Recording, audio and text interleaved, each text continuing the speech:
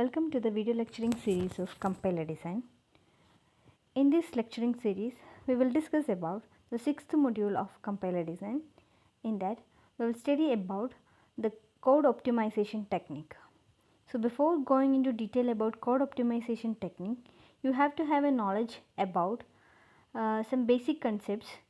In that, you will study about directed acyclic graph today. So we will move on to the video. Directed acyclic graph or DAG is a very useful data structure for implementing transformation on basic block. So this DAG is used for implementation and implementing transformation on basic block. So it is operating on basic block, and it gives a picture of how the value is computed by the statement and is used in subsequent statement. It provides a good way of determining some common sub expression and all. So this DAG is an abstract syntax tree, and here each node of it contains a unique value, and this each node will help us to understand what are the values, how the values are computed by the statement and is used in subsequent statement and all, and why it is known as acyclic, because it does not contain any cycle, hence we are calling it as an acyclic directed graph. Why it is called a directed? Because there is a directed edge in that particular graph. So DAG is a very useful data structure, help us to implement the transformation on basic block. This is an abstract syntax tree. There is a directed edge and there is no cycle, that is why we are calling it as a directed acyclic graph. Okay, then directed acyclic graph constructed for optimizing the basic block, and this is usually constructed using 3 address code, and transformations are like common sub expression elimination, dead code elimination.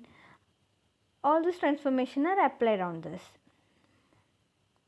Now we will see how DAG are used for the following purposes: to determine the expression which have been computed more than once, like common sub expression. In order, if in an expression, if there is a common sub expression, like an expression which have been computed more than once is called a common sub expression. To determine whether a common sub expression is present in an present or not in an expression, for that we can use DAG. Another application is like to determine the names whose computation has been done outside the block but used inside the block, like some computations we already computed that is outside, but we are using that value inside the block. Or another application is to determine the statement of the block whose computed value can be made available outside the block. This is the next opposite of that. The block whose computed value made available at the out of the block. For that also we can use this directed acyclic graph. Next application is to simplify the list of quadruples by not executing the assignment instructions unless they are necessary and eliminating the common sub expression. So these are the purposes that there we are using the directed acyclic graph. So different transformations are there. In order to understand the transformation and to avoid some situations and all, we can use this directed acyclic graph. Okay, now we will see how to construct a directed acyclic graph or DAG. Here one important point you should remember is leaf node represent identifiers, names or constant, and the interior node represent operators.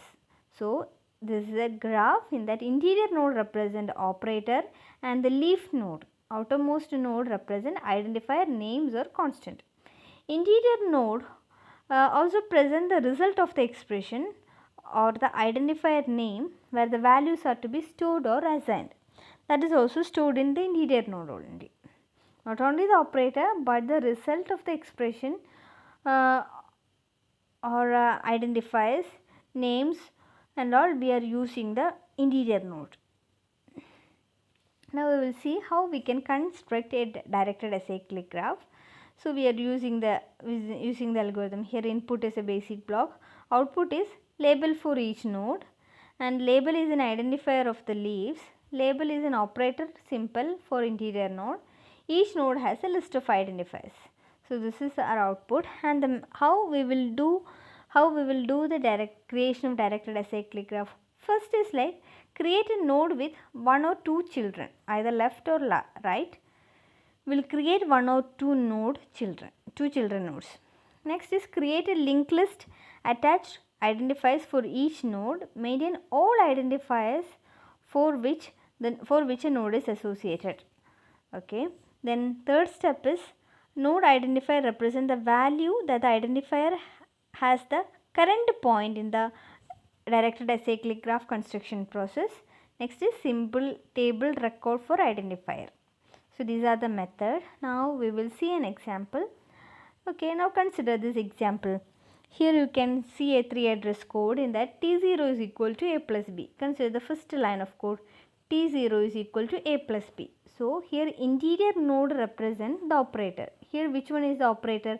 Plus is the operator here, right? Plus is the operator, and outermost node represent leaf node, right? So here which are the identifiers? A and B are the identifiers. So A and B will comes as a leaf node of plus, and this plus that will also show the identifier name. T0 is the name of that. So this is how we are getting the first line is like this. T0 plus is the operator, A and B are the identifiers. Okay. Now what about the second statement? T1 is equal to T0 plus C. Here what we are doing is like we are adding T0 plus C, but T0 we already calculated A plus B. So while creating the directed acyclic graph, you can see this portion is same because this is T0 is equal to A plus B. Now what is the next statement? T1 is equal to T0 plus C. So this is T0 plus, here plus is the operator, so root node will be plus, then C. So this is how we are getting the second one. T1 is equal to T0 plus C. What is T0? T0 is A plus B. Now what about the next one? D is equal to T0 plus T1. So I have to add these two together. So what I am doing here, the root node will be plus is the operator here, and D T0 then T1. T0 coming from here and T1 from here. T0 plus T1 is D. So final node is represented with value D. So hope you have understood the first example. So in that operator is as an internal node and leaf node as an external node. Leaf node will comes as an external node. Consider the second example. A plus B into A plus B plus C. So for this directed acyclic graph, first we are representing it in a 3 address code because DAG is operating on a 3 address code. So T1, here I am writing T1 is equal to A plus B, and A plus B is common expression here, right? So here I am writing T1 plus C, and this result I am storing inside T2. Then T1 and T2 are multiplied to get T3. This is our operation. So what we did in this, first I am calculating A plus B, this is stored as T1. Next is A plus B plus C is the operation, but A plus B we already calculated, which is T1. Next is plus C, means T1 plus C will come. Now this is T1, this is T2. Then what about T3? T3 is T1 into T2. So you will get like this. Now we will see how to draw the node. First consider T1. T1 operator is plus and two childs are A and B. That is why you are getting like this, plus A and B. Now what about second statement? T2 is equal to T1 plus C. So you are getting the answer of T1 here. You are getting the answer of T1 here. T1 plus C is the second statement. So C is added along with T1 and that will be multiplied together. This one and this one is multiplied to get the final result T. Okay, now we will move on to the next example. Consider this example A plus A, A plus A, A plus A and A plus A. So in this you can see how we have drawn this directed acyclic graph. Only one identifier is there, that is A. Then operation performed on this is A plus A. So A plus A will come. So we have got A plus A. Now what is to done as a next step? You have to plus another A plus A. So this is nothing but I will add plus here, then this will be running to A plus A. This will be moving towards this section. You can see A plus A is this section. This is the section of A plus A and this is the section of A plus A plus A plus A. A plus A plus A and plus A plus A is here. Now I am adding next set plus A. This is how you are getting the DAG like this. Now we will see next example. Here given with a set of code A is equal to B into C, D is equal to B, E is equal to D into C, like that. Now we will see how to draw the directed acyclic graph here. So first we are doing D and C are multiplied together, right? D and C. So D and C is multiplied. Here you can see D and C multiplied and result is stored in E. Result is stored in E. So B is next is B is E. E is equal to B. So E comma E and B will come in this place. What is the next step? B into C comes as A. So A will also come here. Now this statement A plus B, A is equal to B star C is already finished. Next is D is equal to B. In that D is equal to B is there. Then A is equal to D into C. E is equal to D into C. This is E. E is equal to D into C. This is also calculated. B is equal to A, F is equal to B plus C, G is equal to F plus D. So in this directed acyclic graph, you can hope you understood how we have drawn this. Okay, now we will move on to the next example. In that you can see some common sub expression. A is equal to B plus C, B is equal to A minus D, C is equal to B plus C and D is equal to A minus D. So how to draw that? Here what is the operation? Plus operation. So first we are considering from the last statement, plus is the operation here. Which another statement to be added here? B and C. Now we have got this. Now in this A is equal to B plus C.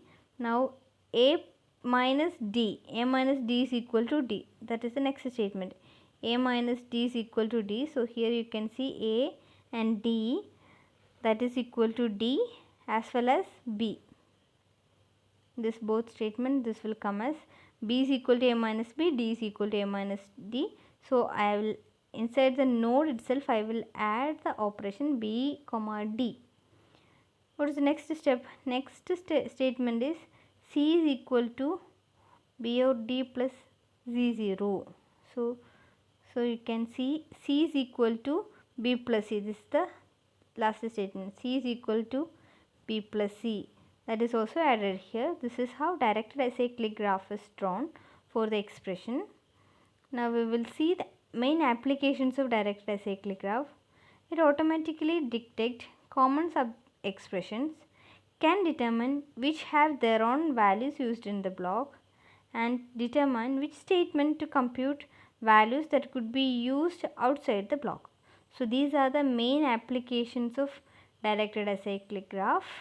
Hope you have understood the concept of DAG. In that, what is DAG, where we are using DAG, how to use DAG. These are the main things to remember, and what are the applications of DAG. So thank you one and all.